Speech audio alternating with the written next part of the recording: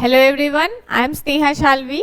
हम लोग अभी तक मॉडर्न हिस्ट्री में आधा पार्ट पढ़ चुके हैं, जहाँ तक कि हम लोग 1857 के रिवोल्ट तक का पार्ट पढ़ चुके हैं कि कैसे लेटर मुगल और बंगाल से एसोसिएटेड था बिहार, फिर कंपनी का रूल आया और फिर 1857 का रिवोल्ट हुआ और कुछ बीच में ट्राइबल रिवोल्ट्स भी हम लोग पढ़े थे। अब आगे हम लोग कुछ मूवमेंट्स जो उस समय चली थी वो पढ़ेंगे और उसके बाद फिर हम लोग मेन स्ट्रीम में जो बहुत सारे मूवमेंट्स हुए थे, जैसे non cooperation movement, civil disobedience movement, उसके बारे में डिटेल से पढ़ेंगे। So let's start. तो सबसे पहले अगर हम लोग देखें तो वहाबी मूवमेंट के बारे में देखते हैं। वहाबी मूवमेंट इंस्पायर हुआ था Abdul Wahab of Saudi Arabia से। ठीक है, वहाबी मूवमेंट में जो थे हाजी शरीयतुल्लाह जो थे वो मेन लीडर थे। और ध्यान रखिएगा यहाँ पे पटना जो है एक इम्पोर्टेंट पॉइंट था। वहाबी मूवमेंट में एक पाकिस्तान के पास एक पॉइंट था जो इम्पोर्टेंट था और एक पटना इम्पोर्टेंट था। पटना को मेनली जाना जाता था कि यहाँ से जो पैसे लिए जाते थे, पैसे का इकोनॉमिकली ये बहुत इंपॉर्टेंट पॉइंट था। ठीक है, यहाँ पे 4 खलीफा थे, ये जिसको स्पिरिचुअल लीडर कहते थे, तो उनका नाम ध्यान रखिएगा। मौलवी विलायत अली, इनायत अली, शाह मोहम्मद हुसैन और फरहत हुसैन। ठीक है, उसके बाद अब हम लोग आते हैं कांग्रेस पे कि कैसे कांग्रेस स्टैब्लिश हुई थी बिहार में। बिहार में आप जानते होंगे 1885 में जब बिहार कांग्रेस बना था तो पहले सेशन में WC बनर्जी के द्वारा पार्टिसिपेट किया गया था, प्रिसाइड किया गया था टू बी वेरी प्रिसाइज, और उसमें जो थे 72 डेलीगेट्स पार्टिसिपेट किए थे, पर उसमें से एक भी बिहार के नहीं थे। जब सेकेंड सेशन हुआ था तो उसमें 31 डेलीगेट जो थे वो बिहार से थे। तो आपसे ये क्वेश्चन पूछा जा सकता है कि बिहार से कौन फर्स्ट सेशन में पार्टिसिपेट किया था, तो कोई नहीं किया था। ठीक है, और इम्पॉर्टेंट सेशन जो बिहार में हुए हैं वो 2 ही हुए हैं। थर्ड जो है वो प्रेजेंट झारखंड में है। तो अगर आप ध्यान दीजिएगा तो 1912 और 1922 10 साल के गैप में जो है हुआ था। 12 में बांकीपुर में हुआ था जो कि RN मुधोलकर ने प्रिसाइड किया था, और 22 में गया में हुआ था जो कि CR दास ने किया था, और एक बार 1940 में रामगढ़ में हुआ है। रामगढ़ में मौलाना अबुल कलाम आज़ाद ने प्रिसाइड किया था। ठीक है, आपको मेन ये दोनों ध्यान रखना है। 1912 में बांकीपुर RN मुधोलकर और 1922 गया चित्तरंजन दास, इन दोनों के द्वारा स्टार्ट किया गया था। फिर पार्टीशन ऑफ बंगाल, आप जानते होंगे 1905 में पार्टीशन ऑफ बंगाल किया गया था, जिसमें ईस्ट बंगाल और वेस्ट बंगाल को अलग अलग किया गया था। अब हम लोग जानते हैं कि उसमें बिहार में क्या हुआ था। अब बेसिक स्वदेशी मूवमेंट के बारे में तो जानते होंगे, उस समय बिहार में क्या हुआ था ये हम लोग जानते हैं। उस समय जानते थे कि जब पार्टीशन ऑफ बंगाल हुआ था तो एक राखी बांधने का मूवमेंट स्टार्ट किया गया था रविन्द्रनाथ टैगोर के द्वारा बंगाल में। उसी तरीके से बिहार में भी वो स्टार्ट किया गया था, रक्षाबंधन सेलिब्रेट किया गया था दरभंगा में। प्रिंसिपल कौन थे? सतीश चंद्र चक्रवर्ती, इंस्पिरेशन से। ठीक है, उसके बाद बिहार स्टूडेंट कॉन्फ्रेंस स्टैब्लिश हुआ था कब? 1906 में। आपको ये वर्ड एसोसिएशन आना चाहिए कि बिहार स्टूडेंट कॉन्फ्रेंस किस मूवमेंट से रिलेटेड है। तो बिहार स्टूडेंट कॉन्फ्रेंस जो है वो स्वदेशी मूवमेंट के बाद जो है बिहार के स्टूडेंट्स ने स्टार्ट किया था 1906 में। पार्टीशन ऑफ बंगाल को कब कैंसिल किया था? 12 दिसंबर 1911। ये सब तो मॉडर्न इंडियन हिस्ट्री का पार्ट है। अब क्या हुआ था? एक मुजफ्फरपुर केस हुआ था, जहाँ आप लोग जानते होंगे बहुत सारा कॉन्स्पिरेसी केस, काकोरी कांड, ये सब हुआ था। तो उसमें एक बिहार में जो इम्पोर्टेंट हुआ था वो मुजफ्फरपुर केस था, 1908 में हुआ था। स्वदेशी के बाद जो हुआ था 1908 में वो मुजफ्फरपुर केस हुआ था, जिसमें कि कौन थे? प्रफुल्ल चंद्र चाकी और खुदीराम बोस। ये दोनों जो थे चाहते थे कि किंग्सफोर्ड को मारे, मतलब इनका एम था कि किंग्सफोर्ड को मारे, पर ऐसा हो नहीं पाया था। ये क्या किए थे कि 2 महिला को मार दिए थे जो कि कैनेडी की वाइफ थी और बेटी थी। तो वो क्या कि गिल्ट में आ गए ये लोग, हम मारना किसी को चाहते हैं, मार किसी को दिए, और वो भी महिला को, जो कि ऐसा मतलब प्रचलित नहीं है कि महिला को उनका मारने का इंटेंशन नहीं था। तो फिर क्या हुआ था कि वो आउट ऑफ गिल्ट थे, तो वो फिर वहाँ से भागने का कोशिश की। तो इसमें इम्पोर्टेंट ध्यान रखना है कि लोग भाग के कहाँ गए थे? समस्तीपुर गए थे, रेलवे लाइन से भागते हुए समस्तीपुर गए थे। प्रफुल्ल चाकी जो है वो सुसाइड कर लिए थे, और खुदीराम बोस को पकड़ लिया गया था और उनको हैंग कर दिया गया था। उनको फांसी दे दी गई थी 11 अगस्त 1908 को 18 साल की उम्र में। मुजफ्फरपुर कॉन्स्पिरेसी या मुजफ्फरपुर केस कहाँ का है? बिहार से रिलेटेड है, 1908 में हुआ था, स्वदेशी के बाद हुआ था। कौन कौन एसोसिएटेड थे? प्रफुल्ल चाकी और खुदीराम बोस। प्रफुल्ल चाकी जो है वो खुद को ही मार दिए थे, मतलब सुसाइड कर लिए थे, और खुदीराम बोस को हैंग किया गया था 11 अगस्त 1908 को। फिर होम रूल मूवमेंट में जानते हैं आप लोग कि एनी बेसेंट और तिलक के द्वारा स्टार्ट किया गया था होम रूल लीग। दोनों ने अपने अलग अलग जगह पे स्टार्ट किया था। बिहार से अगर एसोसिएटेड कोई है तो एनी बेसेंट ज़्यादा एसोसिएटेड है। एनी बेसेंट 2 बार बिहार में आई है। एनी बेसेंट पटना में आई थी पहली बार 18 अप्रैल 1918 को, और सेकेंड टाइम आई थी 25 जुलाई 1918 को। और बिहार में इस समय क्या हुआ था कि 1916 दिसंबर 1916 में मौलाना मजरुल हक के प्रेसिडेंस में, मतलब मजरुल हक के चेयरमैनशिप में होम रूल लीग का एक ब्रांच यहाँ पे स्टैब्लिश किया गया था, एनी बेसेंट वाले होम रूल लीग का। ठीक है, होम रूल लीग का क्या एम था? जैसे होम रूल लीग, अगर आप वर्ड को तोड़े, वर्ड एसोसिएशन करें तो होम मतलब घर का, रूल घर का रूल, मतलब हम अपना चाहते थे कि हमारा रूल हो, हम नहीं चाहते थे कि कोई और आके हमारे पे रूल करे। तो होम रूल क्या हुआ? हमारा रूल, हम चाहते थे कि होम रूल आए, तो उसी के लिए होम रूल मूवमेंट स्टार्ट किया गया था तिलक के द्वारा और बेसेंट के द्वारा। ठीक है, नेक्स्ट चंपारण सत्याग्रह हम लोग देखते हैं। चंपारण सत्याग्रह 1917 में हुआ था, जो कि उस समय से मॉडर्न इंडियन हिस्ट्री का भी एक डिफरेंट फेज स्टार्ट हुआ था। यहाँ से गांधीवादी विचार या गांधी जी का प्रोमिनेंस पूरे हिस्ट्री में ज़्यादा दिखाई देता है। तो गांधी जी जब साउथ अफ्रीका से वापस आए थे तो सबसे ज़्यादा वो चाहते थे कि पहले ऑब्जर्व करें कि वहाँ पे कहाँ पे क्या चीज़ कैसे है, तो उसको वो देखने में 1-2 साल लगाए थे। उसके बाद 1916 में जब लखनऊ सेशन चल रहा था तो राजकुमार शुक्ला जो है गांधी जी को बोले कि आप हमारे यहाँ आइए, हमारे यहाँ ये प्रॉब्लम है। उससे पहले भी वो बहुत लोगों को बोल चुके थे कि हमारे यहाँ ये प्रॉब्लम है, देखिए, बट किसी ने उतना ध्यान नहीं दिया। पर गांधी जी बोले कि चलिए हम देखते हैं, और वो आए थे। इस समय प्रॉब्लम क्या था? 3 कठिया सिस्टम का प्रॉब्लम था। व्हाट इज 3 कठिया सिस्टम? तो 3 कठिया मतलब 3 इन ईच कट्ठा, लाइक 20 मतलब 3/20 पार्ट, 3/20 पार्ट, मतलब अगर 20 है तो उसमें से 3 पार्ट में आपको खेती करनी होती थी as per the wish of British. तो उस समय जो था कि ये बहुत एक्सप्लॉइटेटिव मेजर था, तो इसलिए वो उसके अगेंस्ट ये लोग रिवोल्ट करते थे। और उसके बाद फिर क्या हुआ था कि सिंथेटिक डाई वगैरह भी आ गया था, तो इसका डिमांड भी कम हो गया था।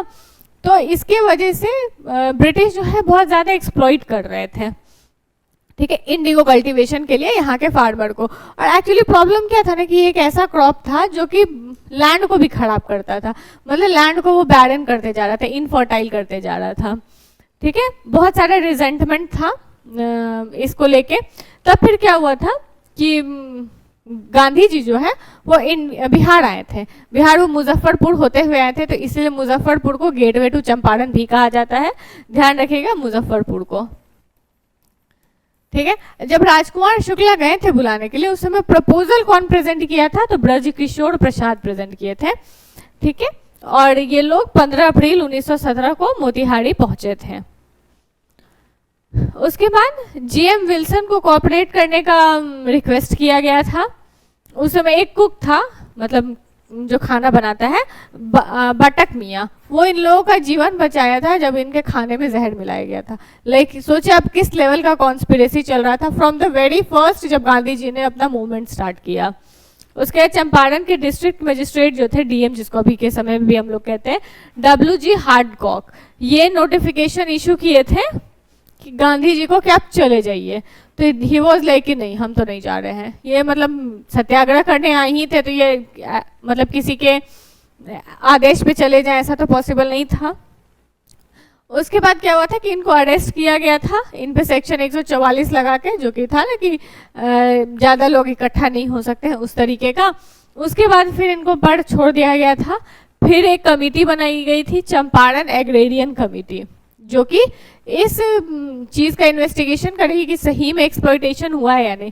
और इसमें गांधी जी भी पार्ट थे। इसके प्रेसिडेंट थे FG स्लाई, जो कि उस समय MP के कमिश्नर थे। इसमें महात्मा गांधी भी थे, LC अडामी, Raja Harihar Prasad, Narayan Singh, doctor J Reid, तो इस तरीके से बहुत लोग थे।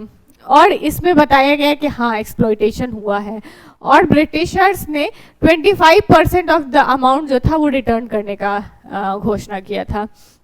इनिशियली लोगों ने उनका भी यही थॉट था ब्रिटिशर्स का कि 25% थोड़ी एक्सेप्ट करेंगे, बट चूंकि पहली बार ऐसा था कि ब्रिटिशर झुक रहा था, इससे पहले झुका ही नहीं था कभी, रिटर्न पैसा किया ही नहीं था कभी, तो इसलिए ब्रिटिशर्स को ब्रिटिशर से एक छोटी सी जीत इसको कही जा सकती है कि हमने 25% ही सही पर वापस लिया था। तो ये लाइक काइंड ऑफ फर्स्ट सत्याग्रह हुआ, फर्स्ट छोटी सी जीत हुई वो था। 25% ऑफ इलीगल कलेक्शन जो है वापस किया गया था। इसमें ध्यान रखिएगा कौन कौन इंपॉर्टेंट फिगर्स थे। राजेंद्र प्रसाद थे, ब्रजकिशोर प्रसाद थे, ब्रजकिशोर प्रसाद वही जो प्रपोजल दिए थे, फिर अनुग्रह नारायण सिंह थे, धारणीधार थे, मजरुल हक थे, राजकुमार शुक्ला थे, रामनवमी प्रसाद थे और शंभू शरण थे। ये कुछ इंपॉर्टेंट नाम है जो कि आपको ध्यान रखना चाहिए। ये क्या था? पहला सत्याग्रह था, मतलब लाइक ऑल इंडिया लेवल पे भी ये पहला सत्याग्रह ही था। नेक्स्ट इसी को जब देखा गया कि अच्छा ये रिवोल्ट तो सक्सेसफुल हो रहा है, तो दरभंगा में भी दरभंगा महाराज के अगेंस्ट वहां के किसान ने रिवोल्ट किया था। इसमें उन्होंने क्या किया था कि छोटे छोटे किसानों की बात तो नहीं मानी थी, पर बड़े किसानों की कुछ बातें मान के उनको शांत करवा दिया था। तो उसके बाद क्या हुआ, ये रिवोल्ट भी धीरे धीरे शांत हो गया था। अगेंस्ट किसके था? दरभंगा महाराज। शुरू किसके द्वारा किया गया था? स्वामी विद्यानंद के द्वारा। 1920 में ये मूवमेंट भी खत्म हो गया था। इसके बाद क्या हुआ, किसान मूवमेंट जो है ये प्रचलन में आ गया, ये ज्यादा इंपॉर्टेंट बनने लगा। किसान मूवमेंट में क्या हुआ था? सबसे पहले बख्त किसान मूवमेंट स्टार्ट हुआ था। ये जमींदारी सिस्टम के अगेंस्ट था। जमींदारी सिस्टम बहुत ही ज्यादा एक्सप्लॉइटेटिव मेजर था जो कि फार्मर को बहुत ही ज्यादा एक्सप्लॉइट करती थी। उसके अगेंस्ट बख्त किसान सभा, बख्त किसान मूवमेंट स्टार्ट किया गया था। स्वामी सहजानंद सरस्वती एक बहुत ही इंपॉर्टेंट नाम है व्हेन इट कम्स टू किसान मूवमेंट या किसान सभा। इवन आपको मेंस में भी पूछा जाएगा रोल ऑफ सहजानंद सरस्वती या इस टाइप का क्वेश्चन। ठीक है, इसमें और कौन कौन इंपॉर्टेंट थे? यदुनंदन शर्मा गया से, यमुना कारी दरभंगा से और सारण से, और राहुल संकृतायन अन्नावाड़ी से। ध्यान रखना नाम, यदुनंदन शर्मा, यमुना कारी और राहुल संकृतायन, ये नाम ध्यान रखना है। उसके बाद स्टार्ट हुआ था किसान सभा मुंगेर में। बिहार में अगर पहला किसान सभा कहाँ बना था तो वो मुंगेर में 22-23 के समय में बना था। और किसके अंदर बना था? मोहम्मद जुबैर के अंदर, शाह मोहम्मद जुबैर के अंदर। ध्यान रखना है नाम, किसान सभा शाह मोहम्मद जुबैर के अंदर बना था। श्री कृष्ण सिंह जो थे इसके वाइस चेयरमैन थे, और सिद्धेश्वर चौधरी और नंद किशोर सिंह जो थे वो इसके सेक्रेटरीज थे। 1928 में स्वामी सहजानंद सरस्वती स्टैब्लिश किए थे फॉर्मल किसान सभा। फॉर्मल किसान सभा कौन स्टैब्लिश किए थे? स्वामी सहजानंद सरस्वती ही किए थे। उससे पहले कौन कौन था? लाइक किसान सभा इस तरीके से लाइक वो इनफॉर्मली बहुत ही ज्यादा बड़े स्तर पे नहीं, छोटे स्तर पे स्टार्ट हुआ था। सबसे पहले फॉर्मली स्टार्ट किए थे स्वामी सहजानंद सरस्वती, कहाँ पे? बिहटा में स्टैब्लिश किए थे। उसके बाद प्रोविंशियल किसान सभा जो था वो स्टैब्लिश किया गया था सहजानंद सरस्वती के चेयरमैनशिप में। उसके बाद फिर क्या हुआ था? श्री कृष्ण सिंह इसके सेक्रेटरी थे, और इसमें भी नाम ध्यान रखिएगा, कार्यानंद शर्मा, राहुल संकृतायन, पंचानन शर्मा, यदुनंदन शर्मा, ये सब इंपॉर्टेंट लोग थे। फिर बिहार प्रोविंशियल किसान सभा बनाया गया। ठीक है, यही बिहार प्रोविंशियल किसान सभा जो बना था इसका पहला मीटिंग हुआ, फिर दूसरा मीटिंग हुआ। दूसरा मीटिंग भी पुरुषोत्तम दास के चेयरमैनशिप में हुआ था। फिर तीसरा मीटिंग हुआ हाजीपुर में, ये स्वामी सहजानंद सरस्वती की चेयरमैनशिप में ही हुआ था। ठीक है, 11 अप्रैल 1936 को ऑल इंडिया किसान सभा बनाया गया था। कहाँ पे? लखनऊ में। ये मॉडर्न इंडियन हिस्ट्री में आप लोग पढ़े होंगे, ये भी स्वामी सहजानंद के अंदर ही हुआ था। सेक्रेटरी इसके एन जी रंगा थे। ठीक है, इस तरीके से ये किसान मूवमेंट जो है वो ऑल इंडिया लेवल पे स्टार्ट हुआ था। नेक्स्ट इज खिलाफत मूवमेंट। खिलाफत मूवमेंट आप लोग जानते होंगे, कैलिफेट या खलीफा जिसको कहते हैं, उसके अगेंस्ट उसके सपोर्ट में था एक्चुअली, कि वहाँ तुर्की से रिलेटेड था। ये मुस्लिम रिवोल्ट था, उसी समय इंडिया में भी रिवोल्ट चल रहा था। तो Gandhi ji saw it as a good opportunity कि हम इसमें हिंदू और मुस्लिम को यूनाइट कर सके। इस समय Hindu Muslim unity almost peak पे था। ठीक है, तो उस समय बिहार में क्या हुआ था वो हम लोग जानते हैं। बिहार में नवंबर 1919 में एक मीटिंग हुआ था पटना में under the leadership of Hasan Imam. ठीक है, इसमें बोला गया था कि कॉल दिया गया था कि बॉयकॉट किया जाए पीस सेलिब्रेशंस को। फिर 1920 मार्च में मुस्लिम्स जो थे यहाँ के स्ट्राइक पे चले गए थे खिलाफत मूवमेंट के लाइक सपोर्ट में, और उसी समय नॉन कोऑपरेशन मूवमेंट भी स्टार्ट हो गया था। उसके बाद नॉन कोऑपरेशन मूवमेंट जब स्टार्ट हुआ 1920 में, ये खिलाफत मूवमेंट और नॉन कोऑपरेशन मूवमेंट जो था वो हिंदू मुस्लिम यूनिटी का बेस्ट फेज था। इस समय आप लोग जानते होंगे कि नॉन कोऑपरेशन मूवमेंट में लाला लाजपत राय पे लाठी चार्ज करके उनको इतना मारा गया था कि उनकी मृत्यु हो गई थी। उसी क्रम में बिहार में क्या हुआ था वो हम लोग जानते हैं। बिहार में नॉन कोऑपरेशन मूवमेंट के लीडर्स थे राजेंद्र प्रसाद, मजहरुल हक, ब्रजकिशोर प्रसाद, मोहम्मद सादाउद्दीन। और ये क्या किए थे, ये लोग जो है अपना नाम विड्रॉ कर लिए थे। कहाँ से? लेजिस्लेटिव असेंबली से, लेजिस्लेटिव इलेक्शन से। ठीक है, राजेंद्र प्रसाद एडवोकेट थे, वो अपने एडवोकेट का प्रोफेशन भी छोड़ दिए थे। और उनके भाई राज साहेब महेंद्र प्रसाद जो थे, उनके पास राय साहेब का टाइटल था। ठीक है, राय साहेब का टाइटल था, वो भी वापस करके रिजाइन कर दिए थे बिहार ब्रिटिश गवर्नमेंट से।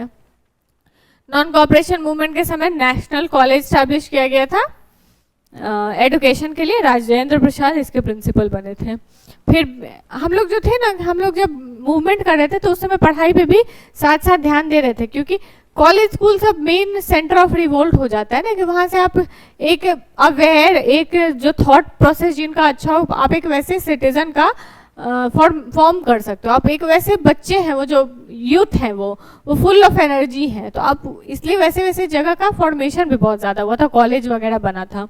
उसी क्रम में एक बिहार विद्यापीठ भी बना था गांधी जी के द्वारा। इस समय मजहरुल हक को चांसलर बनाया गया था और ब्रजकिशोर प्रसाद वहाँ के वाइस चांसलर बने थे। ब्रजकिशोर प्रसाद चंपारण रिवोल्ट में क्या इंपॉर्टेंट काम किए थे ये बताइए आप लोग। ठीक है, इसमें एक सबसे इम्पोर्टेंट काम मजहरुल हक के द्वारा किया गया था, सदाकत आश्रम बनाया गया था। और सदाकत आश्रम द्वारा एक पत्रिका निकाली जाती थी, एक न्यूज़पेपर निकाला जाता था, मदरलैंड। ये दोनों चीज़ बहुत इंपॉर्टेंट है, ध्यान रखिएगा। एनसीएम के समय क्या हुआ था, सदाकत आश्रम खोला गया था, किसके द्वारा? मजहरुल हक के द्वारा। और इसने क्या, कौन सी पत्रिका निकाली थी? मदरलैंड। ठीक है, उसके बाद 22 दिसंबर 1921 को प्रिंस ऑफ वेल्स आते हैं पटना में, स्ट्राइक हुआ था, ऑब्वियसली आएंगे तो। फिर उसके बाद इसमें प्रॉब्लम ये हुआ था कि चौरी चौरा इंसिडेंट जो हो गया था यूपी में, उसके वजह से तो नॉन कोऑपरेशन मूवमेंट को ही खत्म कर दिया गया था। इसमें ध्यान रखिएगा, इमारत ए शरिया ऑर्गेनाइज किया गया था फुलवाड़ी में बाय मौलाना सज्जाद। उसके बाद फिर national movement and Bihar Swaraj party. किसान सभा जब एंड हुआ, किसान का मूवमेंट, तो उसी समय जो है ना कि पार्टीज या इंडस्ट्रियलिस्ट ये लोग भी सब धीरे धीरे फोर फ्रंट पे आना शुरू हो गए। तो उसी क्रम में देश बंधु चित्तरंजन दास के द्वारा 37 सेशन ऑफ कांग्रेस जो कि 1922 में हुआ था गया में, उससे पहले 1912 में क्या हुआ था बांकीपुर में, जो किसने प्रिसाइड किया था? आनंद मुद होलकर ने। ठीक है, बिहार में स्वराज पार्टी कौन फॉर्म किया था? श्री कृष्ण सिंह और श्री नारायण प्रसाद जो थे प्रेसिडेंट थे, और अब्दुल बारी जो थे इसके सेक्रेटरी थे। फिर साइमन कमीशन आया था बिहार में, जो कि साइमन कमीशन एक्चुअली इंडिया में आया था, जो कि ऑल वाइट कमीशन था, जिसके प्रोटेस्ट में सब लोग प्रोटेस्ट किए थे। तो बिहार से कौन प्रोटेस्ट किए थे? तो एएन सिंह, अनुग्रह नारायण सिंह जिसको कहते हैं। ठीक है, फिर बिहार सोशलिस्ट पार्टी बना था 1931 में। ये कौन बनाया था? सबसे पहले ध्यान रखिएगा कि गंगा शरण सिन्हा, रामानंद मिश्रा और राम वृक्ष बेनीपुरी, ये तीन नाम ध्यान रखिएगा। यही तीनों ने एक ऑर्गेनाइजेशन फॉर्म किया था बिहार सोशलिस्ट पार्टी के नाम से। इसका क्रेडिट मोस्टली जाता है जयप्रकाश नारायण को और फूलन प्रसाद वर्मा को। 1934 में Bihar socialist party Anjuman Islamia hall Patna में फॉर्मली स्टैब्लिश किया गया था। डेट ध्यान रखिएगा 1934 में। सबसे पहले 1931 में रामकृष्ण बेनीपुरी, रामानंद मिश्रा और गंगा शरण सिन्हा द्वारा ऑर्गेनाइजेशन फॉर्म किया गया था, और फॉर्मली इसको अंजुमन इस्लामिया हॉल में पटना में 1934 में फॉर्म किया गया था। प्रेसिडेंट थे आचार्य श्री नरेंद्र देव और जयप्रकाश नारायण इसके सेक्रेटरी थे। उसके बाकी मेंबर भी थे, योगेंद्र शुक्ला, राम वृक्ष बेनीपुरी, गंगा शरण सिन्हा, अब्दुल बारी, ये सब थे। ठीक है, फिर नेक्स्ट स्टार्ट होता है सिविल डिसोबीडियंस मूवमेंट इंडिया के लेवल पे। तो इंडिया के लेवल पे वाला आप इंडियन मॉडर्न हिस्ट्री में आई होप पढ़े होंगे। उस समय बिहार में क्या हुआ था आप बताते हैं। सबसे पहले तो उस समय क्या हुआ था कि सिविल डिसोबीडियंस सॉल्ट मूवमेंट से स्टार्ट हुआ था। गांधी जी भी दांडी यात्रा करके सॉल्ट लिए थे, लेकिन हमारे यहाँ ऐसा कोई समुद्र तो है नहीं कि हम सॉल्ट बना सकें। तो अब हम लोग सॉल्ट कैसे बनाएंगे, तो हमने क्या किया था, जो सॉल्टी मिट्टी थी ना, ऐसे ही सॉइल जो कि सॉल्टी थी उससे हमने मिट्टी बना के ये रूल तोड़ा था कि सॉल्ट नहीं बनाना है। ठीक है, कहाँ पे, चंपारण में और सारण में, ये 2 जगह पे। ठीक है, और इस समय सर अली इमाम जो थे वो भी काम, बहुत सारा काम किए थे, जिसमें कि जैसे कि फॉरेन क्लोथ्स को बॉयकॉट करना, लीकर नहीं पीना, इन सब के अगेंस्ट था।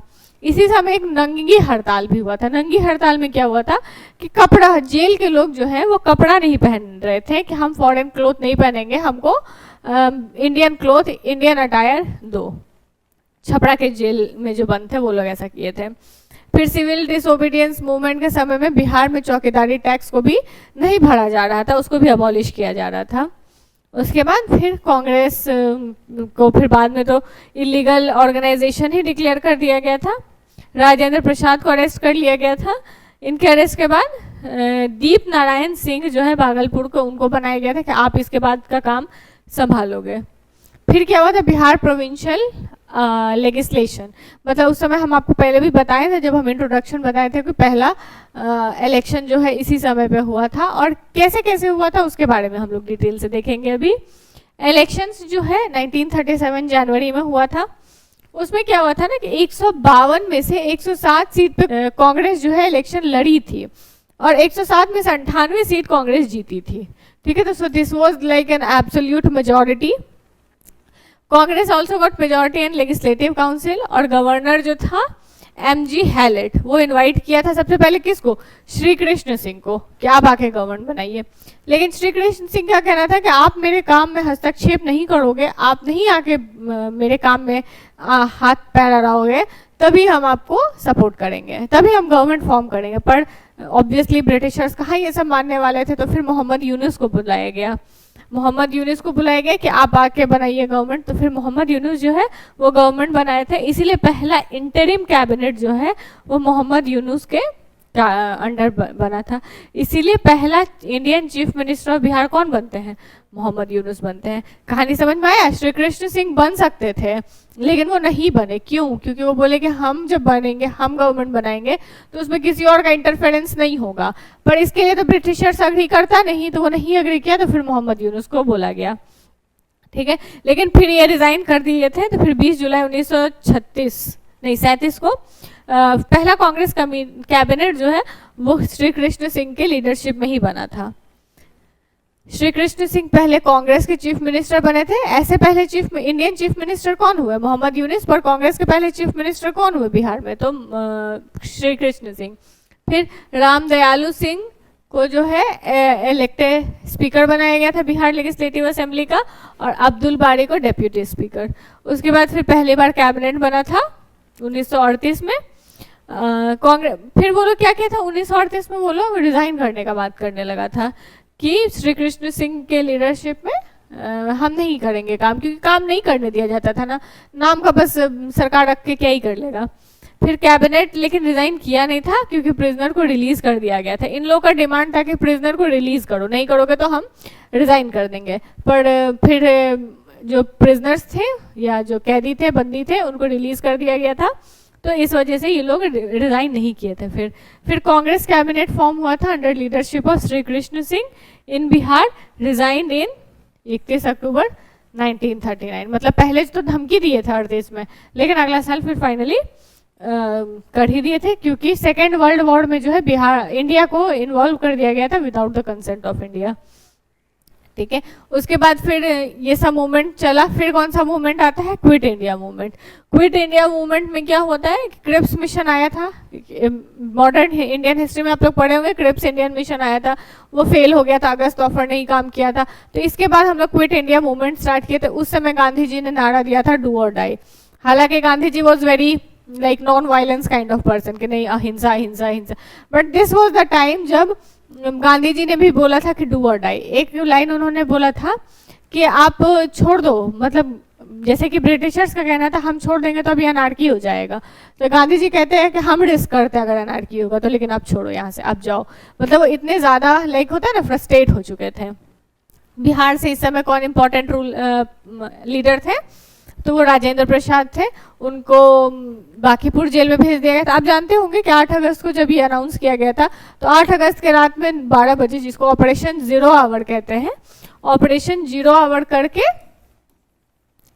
सबको अरेस्ट कर लिया गया था। जितने भी इंपॉर्टेंट लीडर है सबको अरेस्ट कर लिया गया था। इसलिए quit India movement mostly underground movement ही चला था। ठीक है, इस समय बलदेव सहाय जो है वो रिजाइन कर दिए थे एडवोकेट जनरल के पोस्ट से against the arrest of main leaders of Congress. मतलब सबको अरेस्ट किया गया था, तो बिहार में भी राजेंद्र प्रसाद को अरेस्ट किया गया था। फिर एडवोकेट जनरल थे बलदेव सहाय, ये रिजाइन किए थे। 11 अगस्त 1942 को स्टूडेंट्स ऑफ बिहार जो है, ये लोग क्या किए थे, स्टूडेंट ऑफ बिहार जो क्या किए थे कि हम जाकर सेक्रेटेरिएट पे झंडा फहराएंगे। सेक्रेटेरिएट पे जब ये झंडा फहराने गए थे, तो ऑब्वियसली गवर्नमेंट, ब्रिटिश गवर्नमेंट उस समय थोड़ी ऐसा करने देगी। तो उस समय जो डीएम थे पटना के, WG आर्चर, वो बोले थे कि या तो इसको रोको या तो ओपन फायर कर दो। तो रुका तो नहीं था, जो ऑब्वियसली ये लोग नहीं रुकेगा, तो जब नहीं रुका ये लोग तो ओपन फायर किया गया था। इस क्रम में 7 जो स्टूडेंट्स थे उनका डेथ भी हो गया था। तो इसका नाम आप ध्यान रखिएगा, उमाकांत सिन्हा, रामानंद सिन्हा, सतीश प्रसाद झा, राजेंद्र सिन्हा, राम गोविंद सिंह, देवीपद चौधरी और जगपति कुमार। ये आप ऐसे भी याद रखिएगा। और अगर बिहार क्विट इंडिया मूवमेंट से रिलेटेड क्वेश्चन मेंस में आता है तो उसमें भी अगर आप ये नाम लिखते हैं तो एक अच्छा इंप्रेशन पड़ता है।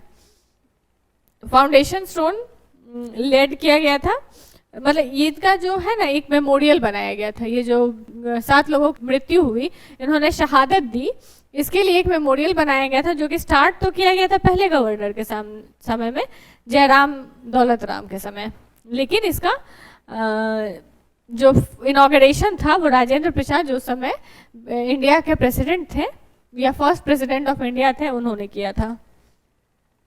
उसके बाद 12 अगस्त को पटना में बहुत ज़्यादा प्रोटेस्ट होने लगा, वो कंप्लीट स्ट्राइक बोला गया था। उसके बाद जयप्रकाश नारायण, जो कि उस समय हजारीबाग जेल में बंद थे, वो यहाँ से भाग गए थे।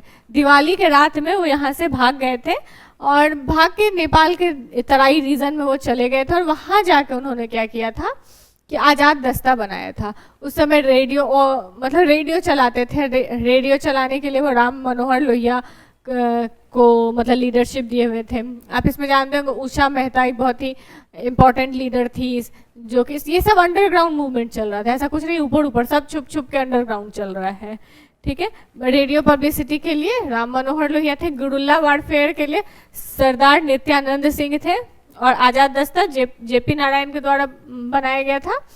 जेपी नारायण कहाँ रखे गए थे? हजारीबाग जेल में रखे गए थे, और ये भाग गए थे अपने 5 कंपेनियंस के साथ, रामानंद मिश्रा, सूरज नारायण सिंह, योगेंद्र शुक्ला, गुलाबी सोनार और शालिग्राम सिंह, और ये लोग आज़ाद दस्ता बनाए थे। इसके बाद मिड 1943 तक जितने भी लीडर थे सबको अरेस्ट कर लिया गया था। आज़ाद दस्ता भी धीरे धीरे कमज़ोर पड़ने लगा, और क्विट इंडिया मूवमेंट के दौरान यहाँ के जो लोग थे, यहाँ के जो स्टूडेंट थे, उन्होंने एक ट्रेन भी चलाई थी जिसका नाम था स्वराज ट्रेन। उसके बाद वो लोग फ्लैग होइस्ट करने का फिर से कोशिश कर रहे थे सिवान के पुलिस स्टेशन में। फुलेना प्रसाद श्रीवास्तव को पुलिस के द्वारा गोली से मार दिया गया था, ध्यान रखिएगा नाम, फुलेना प्रसाद श्रीवास्तव। इन बिहार में कहाँ पे ये इंपॉर्टेंट प्लेस, ये मूवमेंट चल रहा था, तो गांधी मैदान में चल रहा था। 1942 में पटना लॉन इसको कहते थे, और 1948 में इसका नाम बदल के गांधी मैदान किया गया था। क्विट इंडिया मूवमेंट में more than 1500 were imprisoned, sorry 15,000, सोचिए कितना बड़ा नंबर में इम्प्रिजन किया गया था। 8783 पनिश्ड, ये तो ऑफिशियल नंबर है, आप असली में सोचिए कितने लोगों को मारा गया होगा।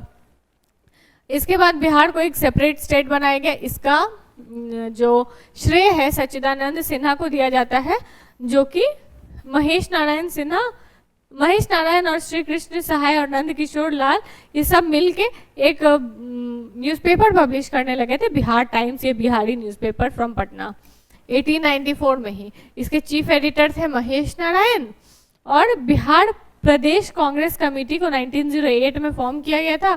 अली हसन इमाम इसके पहले प्रेसिडेंट थे।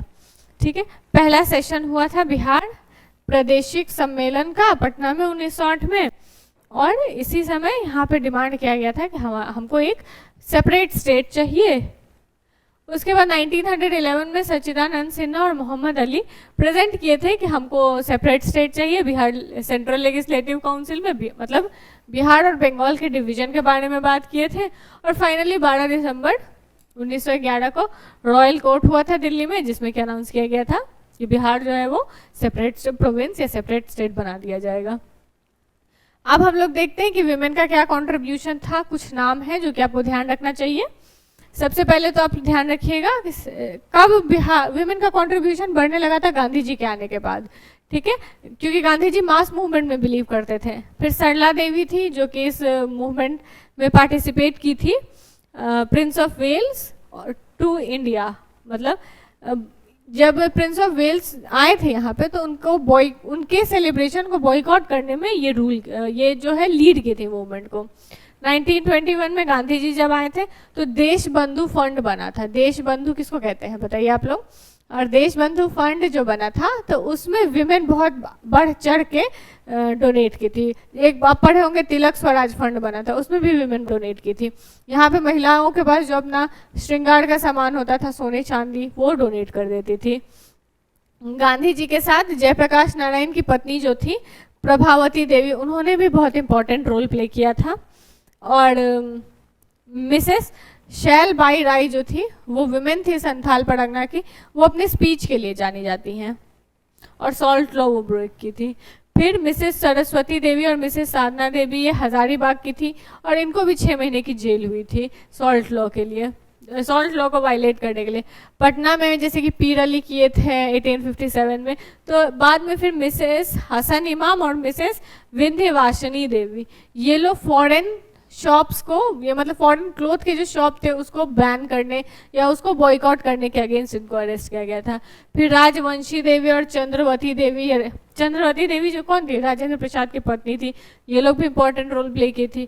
फिर भगवती देवी राजेंद्र प्रसाद की बहन थी, वो भी इंपॉर्टेंट रोल प्ले की थी। उसके बाद शांति देवी ह्यूज छपरा में बहुत ज़्यादा बड़ा मीटिंग जो था उसको प्रिसाइड की थी। फिर विंदा देवी, वैशाली की तारा देवी, ये लोग भी बहुत इंपॉर्टेंट रोल प्ले की थी। This was all about the modern in Bihar history. I hope आप इसको मॉडर्न इंडियन हिस्ट्री से को रिलेट करके अच्छे से समझ पाए होंगे। आई होप आपको ये अच्छे से समझ में आया होगा, पूरा टॉपिक अच्छे से क्लियर हो गया होगा। Thank you and have a nice day.